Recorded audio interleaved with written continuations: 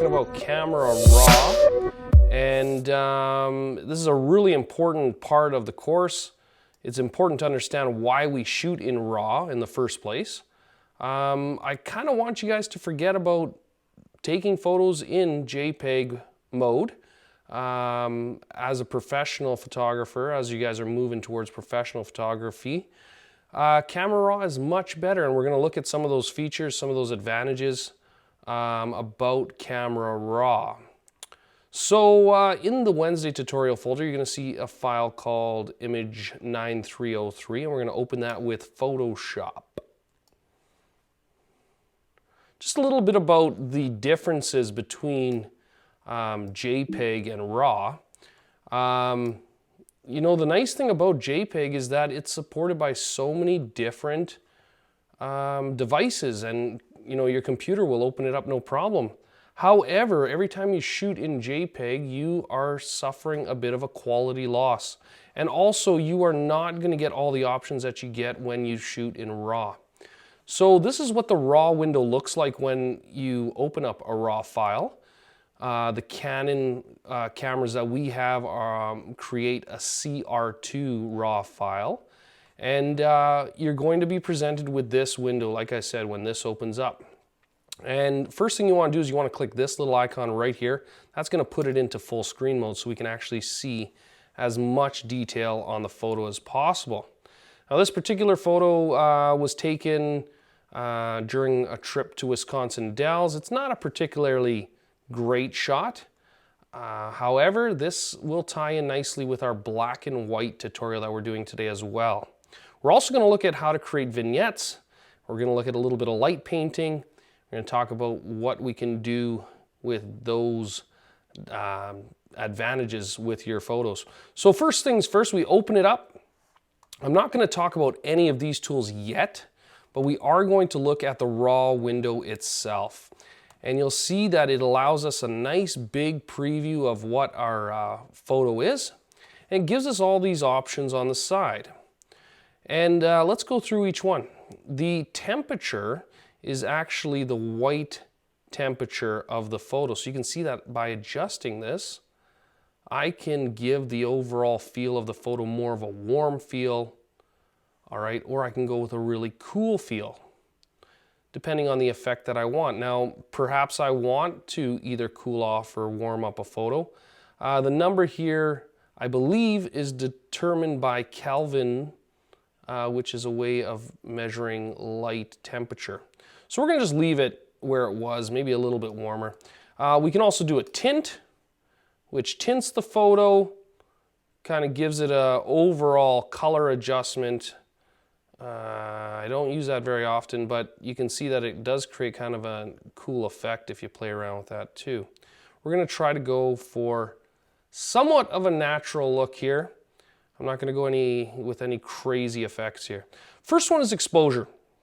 And exposure is exactly as it sounds. How long do you want it to look like that lens was, the shutter was open? All right, do you want a long exposure where it pretty much goes to white, or do you want to have a real short exposure where it's underexposed? Again, this is kind of nice because if you didn't get the photo perfect the first time, you can go back and tweak it a little bit. Now, in this particular photo, you can see I got a lot of blowout on the leaves. However, I can tweak the mid-range colors a bit just to darken it up a bit. Contrast, all right? Contrast is another real important one. It's how much contrast or how much difference between light and dark areas. So if I increase this, you'll notice that there's a lot of pop. The colors really, really pop. If I bring this down, it creates a very flat looking image. There's no real contrast between the colors. So again, I like to tweak it to where that kind of looks good. Keep in mind that when I'm doing these tutorials, I don't like giving exact amounts on where you should put your slider. What I see with my eyes isn't necessarily what's going to look good with yours. Highlights, all right, highlights focus just on the bright areas of the photo, so you can see that the light areas like the water and those trees, like I said, that were blown out, we can really play around with how blown out those areas are. And if there is any information in the leaves up here, we can bring back some of that, unless it's completely white and it's gone forever. But you'll notice in the water here that there was some detail. All right, if I go back to where it was, that was pretty bright. If I bring that down, you can see now I got a little bit of the waves and the ripples in the water, and that's kind of cool.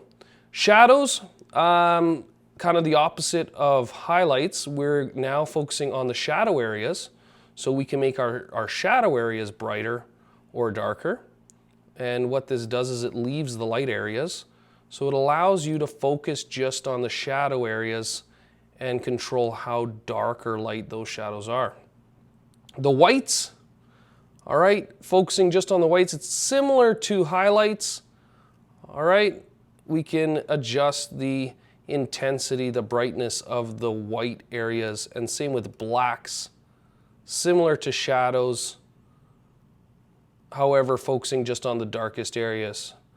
All right, so between those sliders right there, you're gonna have a lot of control over what your photo looks like initially. Clarity, as you can tell, it's kind of a sharpness slider.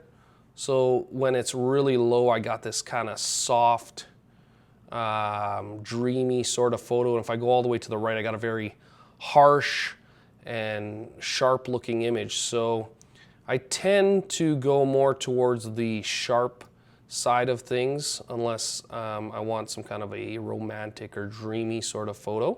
Vibrance, okay, exactly as it sounds. How vibrant are the colors? Do you want them jumping off the page like this, which looks horrible? Or do you want them completely subdued and you know, non-saturated? How vibrant are the colors that you have in the photograph? All right, again, if I'm going for something natural, I'm not going to go crazy here. Saturation, similar to vibrance, how saturated the colors are. How much color is there per pixel? Okay, and if I go high on this, you can see that it goes really ugly. If I go low on this, it's going to go black and white, because no saturation means a grayscale image. So again, we're just going to try to find something here that works. Now, this is all fine and dandy, but this is only if we're working with a color image. And in this case, for the purpose of this tutorial, we aren't actually concerned with the color at all. So I don't want to say we did that for nothing, but I wanted to show you what each slider did.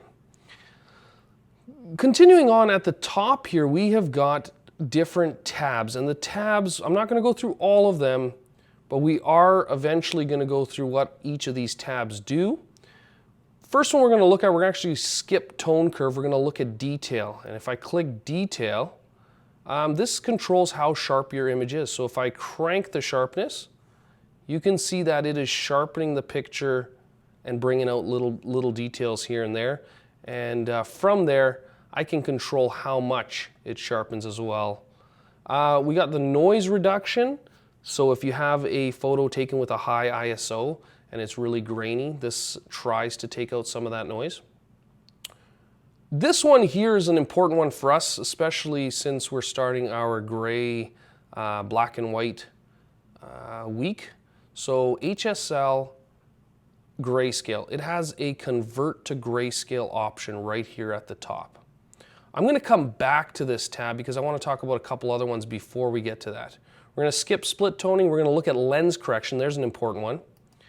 With lens correction, it's important to know that every time a photo is taken with a lens, there's always going to be some sort of distortion, and that is caused by the concave end of the lens, which will distort the picture from the middle. So if I enable lens profile correction, do you see that difference right there? That removes the distortion created by the curved glass at the end of the camera.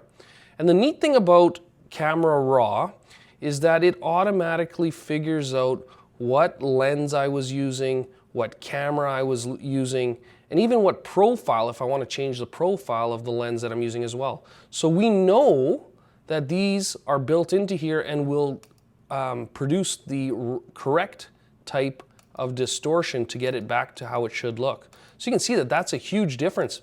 Sometimes you hear people say that they look fat in photographs. Sometimes that is attributed to the fact that the lens does distort people's faces. So, okay, we fix that. We're going to save these for later. We're going to go back to the Hsl Grayscale adjustment. We're going to turn on the Convert to Grayscale option here. And by doing that, we remove all the color in the scene. All right, and the nice thing about doing it this way is that we have all of the sliders for the different colors within the shot. So we got reds, oranges, yellows, greens, aquas, blues, purples, magentas. So just by moving the reds, there's not a lot of red in this shot. If there was red, it would be affected right now. Same with the orange, it might affect the water a bit. Yeah, we can see a bit of an adjustment happening in the water. Any area of the picture that's orange, we will be able to affect how dark or light that area is. Yellow, this should affect the water. All right, you can see how we can totally affect the water, especially because that was a yellow area. Fixing that. The greens is going to be huge because there's a lot of trees in here. So we can affect how dark or light the foliage is. So we can actually almost create an infrared look if we want, just by using these sliders. The aquas are the blue areas, so we do have some sky poking through, and some of those leaves are pretty blue. We also got the blue slider here, and you can see that we can kind of affect the way that the light's coming in over here.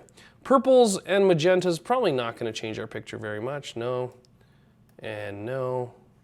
So we can just leave those as is. The nice thing about this, like I said, is that we have complete control over how our picture goes to grayscale. All right, rather than just saying convert to grayscale and leaving it the way that it is, if you did it in Photoshop, this gives us the control. Now, another real important thing to mention is that with raw files, we can always go back to the color version. I can go back and turn this off anytime. And if I turn it on, it still has my settings that I made previously. Let's look at effects, because today I wanted to talk a little bit about vignettes and the importance of vignettes. And within the raw settings here, we have a post-crop vignette. I'm going to skip grain. We don't need to look at that.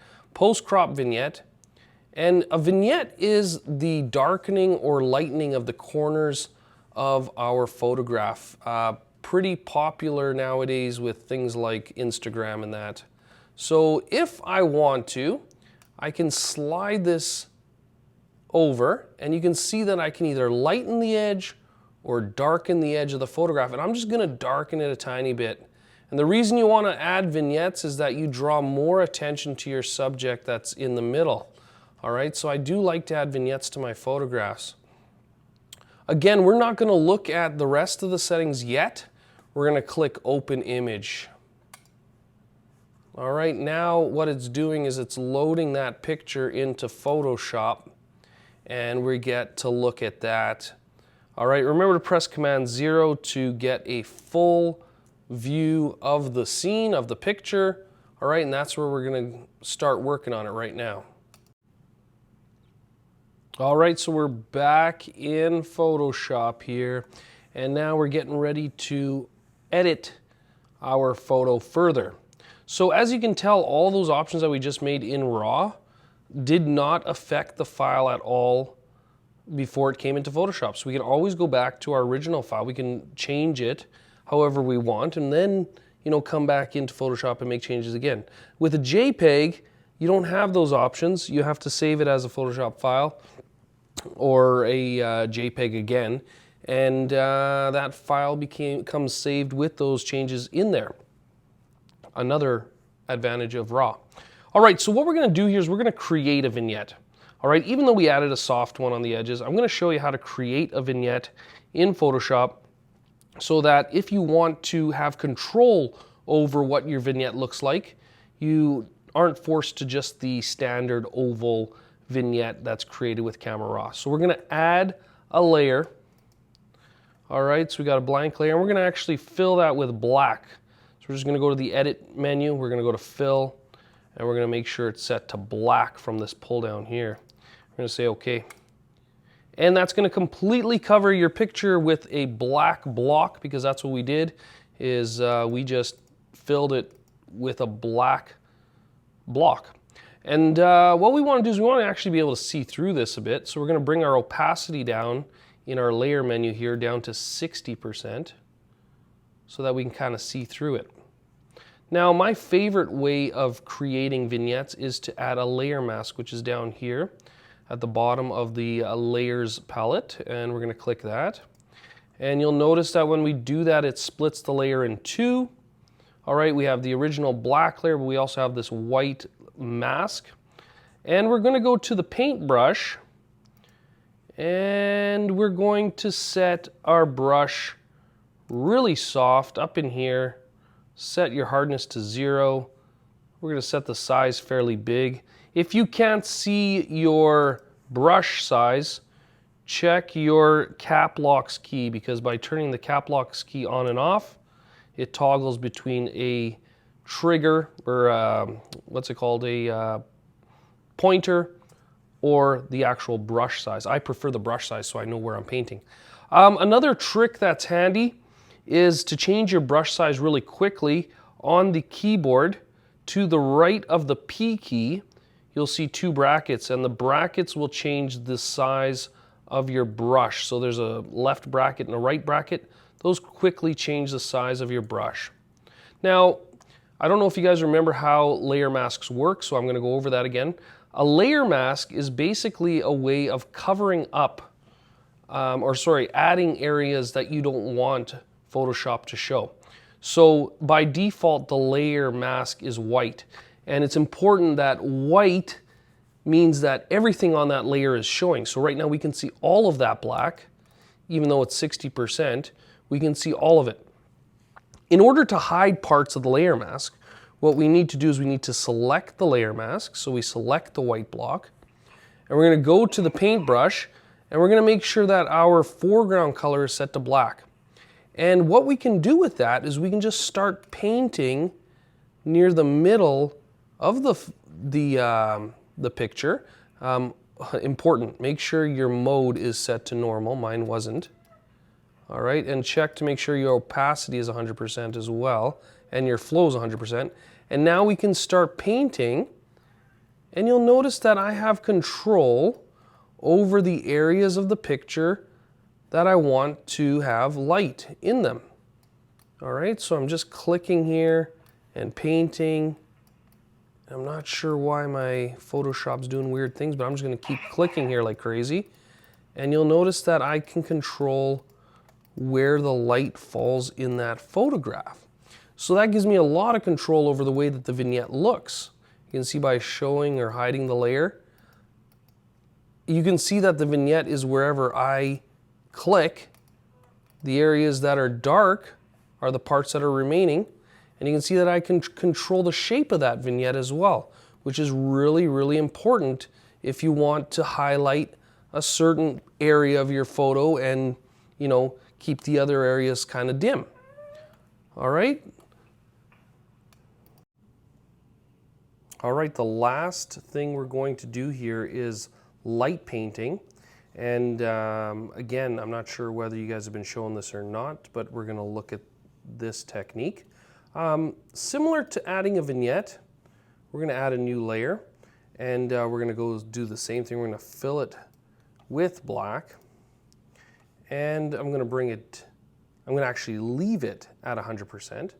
I'm going to add a layer mask to it, and this time using the black brush, we're going to paint areas where we want to bring the light back into the photo. Now, it's hard to tell where the light is right now, so we're going to bring it down a bit just so we can see some of the photo through it. All right, and what I'm going to do, and this takes a little bit of practice, is I'm going to try to figure out which areas of the picture I want light shining through. So if the light was coming down through the trees here and hitting the water, you know, I can kind of follow its path. And you can see that I'm not clicking and dragging here. I'm only clicking and highlighting certain areas that I want the light to fall on in the photograph. Now the neat thing about this is you can add really cool effects to your photographs by choosing where the light is going to fall. All right, so you can see that I'm just kind of clicking in areas where I think the light would fall within the photograph, and I'm keeping the other areas really dark. And again, I can always adjust my opacity to, you know, bring back some of the details in those areas, or bring it up even higher to eliminate them completely. This is excellent if you're trying to create a real low-key photograph, or you're really trying to isolate a certain feature of the photograph that you want to stand out. It's basically a really dark vignette. However, the fact that you can click or drag and just kind of add the light where you want it gives you a lot of control over how the effect looks like at the end when you're done with your photograph. We're going to look at one last thing. All right, we're going to look at a technique that is still considered, in my opinion anyways, to be black and white. However, what we're doing is we're converting that second color, the white part of the picture, to another color. So what we're creating is what's known as a duotone image. Some people know sepia images, and that is an example of a duotone. And in Photoshop, it's really easy. What we're going to do is we're going to go to Image, Mode. We're already in grayscale mode because we set it to grayscale. We're going to choose the duotone option, the next one down. You'll notice that your photo is probably going to lighten up a bit because Photoshop, that's just the way it converts the colors. We're going to pull down this pull down that comes up in this window. We're going to change it to duotone. And now we got black and white by default. We're going to click this white chip. And what we're going to do is just select a second color for our color, our second color. And basically what this is doing is replacing the white with tints of this color. Now I really, really like playing around with this and adding a real moody effect to my photographs. And as you can tell with this one here, oh, another thing is you got to name your color. So if you use green, just call it green. You don't even have to be specific. You can put a letter in there, it doesn't matter. You can see that I can add a really moody effect to the photograph really quickly. And so, yes, the combination of vignetting and color painting, light painting and duotone effects, you can add a really neat effect to your photographs. Again, I've gone pretty extreme here, but by being able to manipulate where the light falls in the photograph and adding the vignetting, you can really draw your viewer into the subject in the photograph. All right, so what have we learned in this tutorial? We learned some of the basic RAW options. We learned how to convert our photos to grayscale using RAW. We learned how to use a layer mask to create a vignette. We also learned a little bit about light painting using layer masks, and we learned how to colorize our photo using duotone. Make sure you save your file save. All right, I'm gonna save mine to the desktop. Oops, I'm gonna save mine to the desktop. I'm just gonna leave it with the same name. Save it, make sure you hand it in. All right,